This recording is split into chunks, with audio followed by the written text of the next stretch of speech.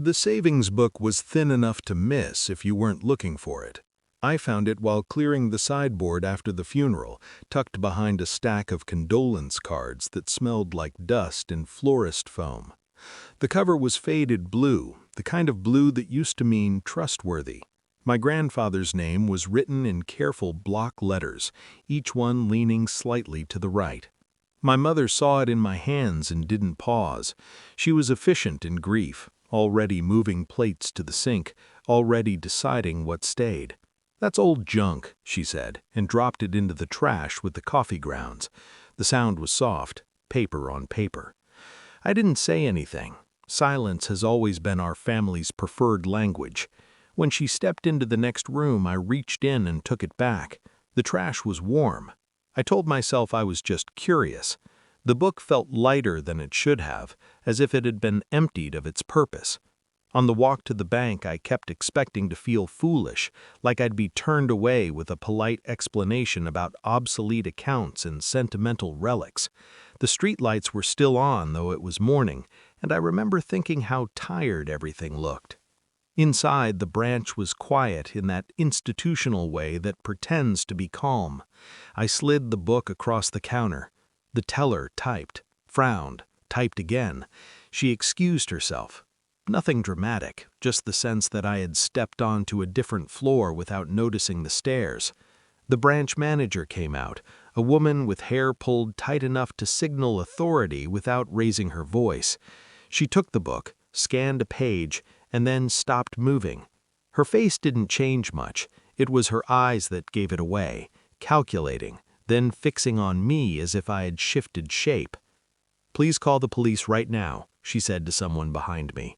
Then to me, very carefully, "Don't move." It wasn't loud. No one rushed. The room simply reorganized itself around that sentence. A chair appeared beside me, a glass of water I hadn't asked for. My hands were empty, and suddenly that felt important. I thought of my grandfather's hands, how they shook only when he was tired, how he counted cash at the kitchen table even after cards took over. He liked order. He liked things that made sense. He also liked not being asked questions. The police arrived with the sound of radios and leather. Questions followed, measured and procedural. They took the savings book as evidence, using a clear plastic sleeve. Watching it sealed away was worse than seeing it thrown in the trash. At least then it had been close. What they explained came in fragments, dates that didn't align, amounts that shouldn't have been there, a dormant account that wasn't dormant at all. It wasn't a crime in the way movies make crimes. No chase, no villain speech. It was paperwork and omission and a long, patient arrangement with time.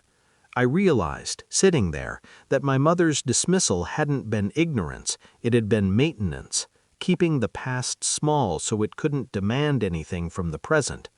When they let me leave, the manager walked me to the door. She apologized, the way institutions do, for the inconvenience. Outside, the air felt sharper. I stood on the sidewalk longer than necessary, recalibrating to a world where my grandfather was suddenly more complicated than the man who fixed the fence and never talked about money. At home, the trash had been taken out. The house was quieter than before, as if it had exhaled. I didn't tell my mother where I'd been, not yet. The authority that had entered my morning didn't grant me answers, only standing, the right to ask without being waved away. That night, I lay awake thinking about inheritance, not what you receive, but what you're left holding once someone is gone. Secrets don't disappear with the people who keep them. They change hands. They wait. I don't know what I'll do with what comes next. There won't be a celebration. There may not even be relief. But there is a difference now between being silent and being still. One is habit. The other is choice.